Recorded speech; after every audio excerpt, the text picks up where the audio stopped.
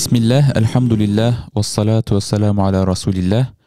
Chers amis, bienvenue dans cette nouvelle assise spirituelle qui va traiter du sujet de Mawlid al-Nabi sallallahu alayhi wa sallam, c'est-à-dire la commémoration de la naissance du prophète de l'islam.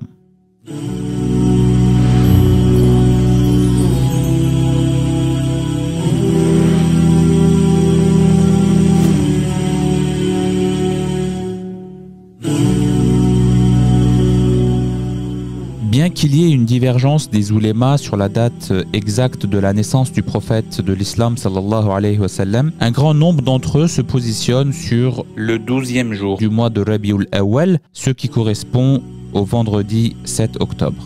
En guise d'introduction, j'aimerais répondre à une question qui revient très souvent, trop souvent même, c'est celle relative à la licéité d'un point de vue juridique quant à la commémoration de la naissance du prophète sallallahu alayhi wa sallam. Alors, on entend ici et là le fait de savoir si commémorer l'anniversaire du prophète sallallahu alayhi wa sallam est une bid'a, c'est-à-dire une innovation blâmable.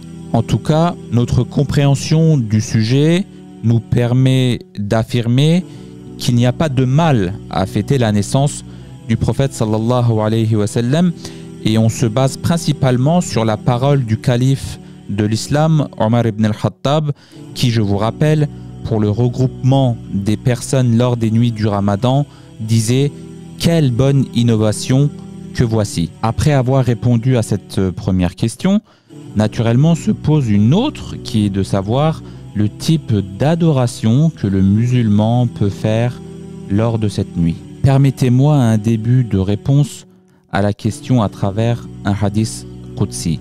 D'après Abu Huraira, que Dieu l'agrée, le prophète sallallahu alayhi wa sallam a dit « Les croyants se rassembleront le jour de la résurrection et diront « Ne devrions-nous pas demander à quelqu'un qu'il intercède pour nous auprès de notre Seigneur ?» Alors, ils viendront à Adam et ils diront « Tu es le père de l'humanité. Allah Azza wa Jal t'a créé de sa main et il fit se prosterner ses anges devant toi. Et il t'a enseigné les noms de toutes tes choses. Alors intercède pour nous auprès de ton Seigneur pour qu'il nous soulage de l'endroit où nous sommes. » Et il dira « Je ne suis pas en position pour faire cela. » Et il mentionnera son péché, la faute qu'il a commise en mangeant du fruit de l'arbre qui lui a été interdit. Il leur dira « Allez voir Noé, car il a été le premier messager qu'Allah Azza wa Jal envoya aux habitants de la terre. » Alors, ils iront à lui et il dira « Je ne suis pas en position pour faire cela. » Et il rappellera la faute qu'il a commise en adressant à son Seigneur une demande au sujet de son fils, alors qu'il n'en détenait aucune science. Il leur dira « Allez voir l'ami du miséricordieux, Abraham. » Alors, ils iront à lui et il dira « Je ne suis pas en position pour faire cela. » Allez voir Moïse, alayhi salam, un serviteur auquel Allah Azza wa Jal a parlé et auquel il donna la Torah. Alors ils iront à lui et il lui dira « Je ne suis pas en position pour faire cela. » Et il rappellera la faute qu'il a commise en tuant un homme. Il dira « Allez voir Isa, alayhi salam, Jésus, le serviteur et messager d'Allah Azza wa Jal, le Verbe et l'Esprit d'Allah Azza wa Jal. » Alors, ils iront à lui et il dira « Je ne suis pas en position pour faire cela. » Allez voir Muhammad sallallahu alayhi wa sallam, un serviteur auquel Allah Azza wa Jal a pardonné toutes ses fautes passées et futures. Alors, ils viendront à moi et je m'avancerai pour demander la permission d'accéder auprès de mon Seigneur, et on m'accordera cette autorisation. Et quand je verrai mon Seigneur, je me prosternerai. Il me laissera ainsi autant de temps qu'il lui plaira. Et alors il me dira « Relève ta tête, demande et il te sera accordé. Parle et tu seras entendu. Intercède et ton intercession sera acceptée. » Alors, je lèverai la tête et le louerai d'une louange qu'il m'enseignera. Alors, j'intercéderai et il me donnera une limite pour le nombre de gens. et je les ferai entrer au paradis. Je retournerai ensuite à lui, et quand je verrai mon Seigneur, je me prosternerai comme avant. Alors, j'intercéderai et il me donnera une limite pour le nombre de gens et je les ferai entrer au paradis. Alors je retournerai une troisième fois, puis une quatrième, et je dirai, il ne reste en enfer que ceux que le Coran a confinés et ceux qui doivent y rester pour l'éternité. C'est un hadith rapporté par Al-Bukhari et Muslim. Chers amis, je me suis permis de vous citer ce long hadith Qudsi et je vous remercie de votre patience.